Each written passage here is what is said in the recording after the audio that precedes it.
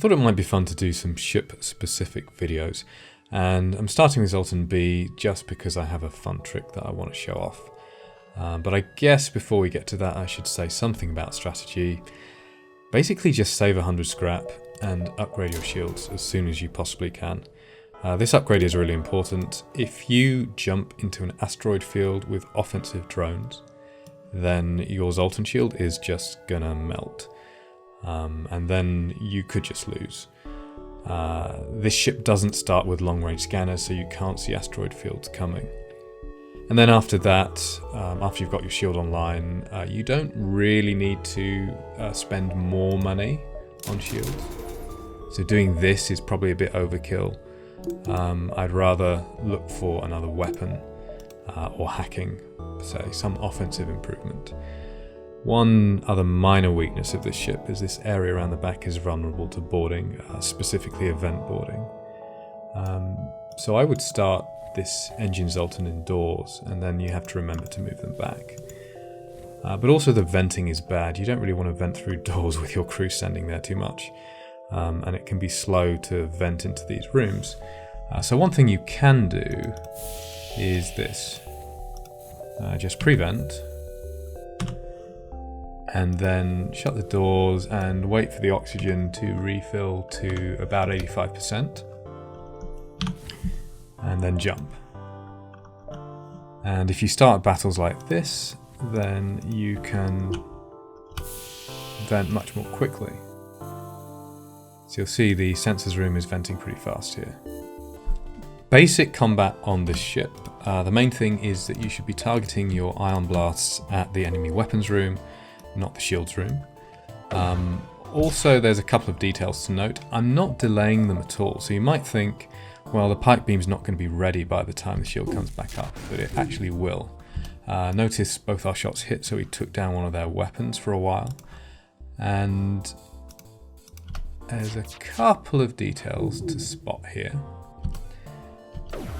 First one is that we just damaged their shields room, but the shield is still popping back up. That's because this enemy has a buffer point in shields. They have level 3 shields. So the Pike beam doesn't do enough damage to take it down, and this will be relevant in a moment to remember. And then the next thing I want you to notice is that the shield is almost back up, but the Pike beam will finish firing completely. There, the Pike beam is done, it's gone, but the shield has not fully recharged. And finally, notice that the ion blasts have not arrived at weapons yet. Shield has popped back up, and here comes an ion there. I think there was one there. Yeah. So we can get one inside the shield if both hit. That timing is really close to allowing us to get both ions inside the shield, which would be an improvement. And that's what I'm going to show you now. So if you think about the timings here, the ion blast takes 8 seconds to charge, but that's brought down to 7.2 seconds by the manning bonus. And it disables the shield for 5 seconds. And then the shield takes another 2 seconds to recharge and pop back up. So the shield is taking 7 seconds to come back up, and the ion blast is taking 7.2 seconds between volleys. So it's really, really close to being able to slip those ions inside the shield. And what you can do is steal a little bit of time by rearranging your weapons here. I'm going to move the ion blasts over here, and we wait for one of them to charge. I will use auto fire here because, not just for convenience, but because when you fire a weapon on auto fire, the next shot from that weapon will come in at exactly the same angle, whereas if you retarget it, the angle is going to change. So by using auto fire, I am reducing the variance a little bit. I can guarantee that at least one of these shots is going to get inside the shield barrier.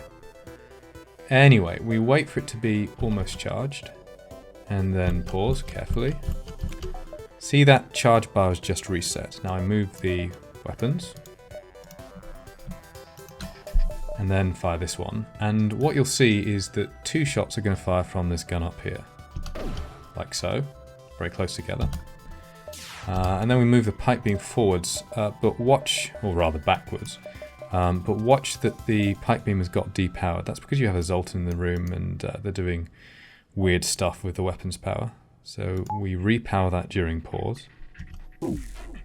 And now the ion blasts have moved further forwards, so the next shot is effectively coming in faster relative to the previous one. I do need to fire my pike beam as well. Oops, that one should have been on auto fire.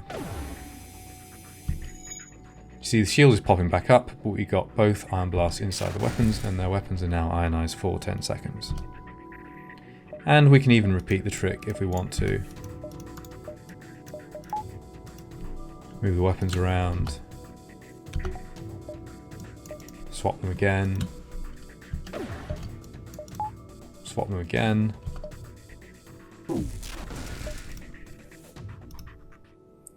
It's not really necessary at this stage. We've seen this one before. It's the Zoltan Shield piercing tactic. I just want to revisit it briefly. In the previous video on it, I said I think it was quite situational, mostly if one of these shots misses or something like that. But I actually think it's rather better than I originally thought. So let's just think about this for a moment. Even though both of our initial shots hit, they still have 1 layer of Zoltan Shield, so we would need the next 2 shots to hit as well, unless we use the beam to help us out, which is what I'm going to do. I'm also going to send this crew into sensors, just to see what's going on a bit better. Fire the ions, watch them until they disappear, still there, still there, still there, gone, and then a few more frames. And then the pike beam into weapons at the last moment, like so. Pike beam takes down the Zoltan Shield. First ion hits, and now what's going to happen is we're actually going to pull their crew. See, the Mantis is moving. That's just dropped their evasion by 5%. The shot is now more likely to hit. Now their pilot is moving. That's dropped their evasion by another 5%. And then we take both the weapons offline. So I think this is pretty good.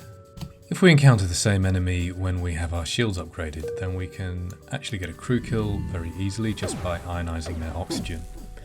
The first thing to note is that 2 Zoltans in the shields makes us immune to this ion damage here. And the other thing is that you won't actually see level 3 oxygen ever in sector 1 and 2, I think. But this is just kind of proving a point. And I'm going to speed hack it.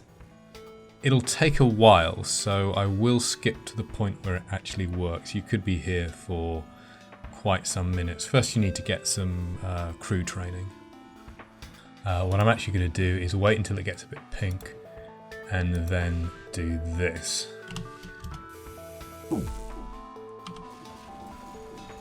And that should kill them. Okay, now that's a bit of a silly example. As I said, you should never actually have to do this against level 3 oxygen, at least not on shield ships. It's a lot easier with level 2. In this case, the enemy has 2 shields and upgraded oxygen, so there's no chance of just ionizing down their O2. But we can still get a crew kill by using the pike beam. First thing we need to do is drop their shields a bit. Just for convenience, I have disabled their engines here. And then the next ion damage is going to drop their shield completely. So I wait for the ion to travel a bit, and then I use a pike beam swipe like this from one corner of the room into another. Actually, it's easier to do it on this one here because the pike beam goes off ship. But let's look at the harder example because you won't always have the choice. Go like this. And then we need to make sure that this beam starts firing before the shield goes down, otherwise it will do damage to the engine room. Beams do damage when they enter a room. And then we also want the shield to go down before the beam gets onto this tile here, which is when it does the damage check for the crew. I pause fairly carefully, Okay, we're safe for the first part, and then I need to look up here at the animation of the weapon. If you see it's kind of dissipating its charge from left to right, that glow is bleeding out the weapon in this direction. And by looking at the animation, you can tell when you need to stop. This is okay. That is still okay, because if you look very closely, there's like a tiny square. See if I can highlight it. There's like this tiny square here in front of the triangle part of the beam. That still has a glow. Now it doesn't. You see, that's empty. So I need to turn off the beam. And this will take quite a lot of trial and error.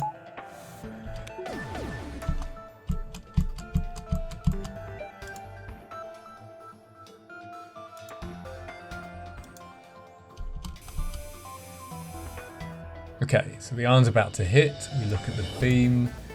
That little square is still glowing, so it should be safe. And yeah. Oh, just too late. We just missed this. We were just slightly out here. Turn it off and it won't damage any rooms.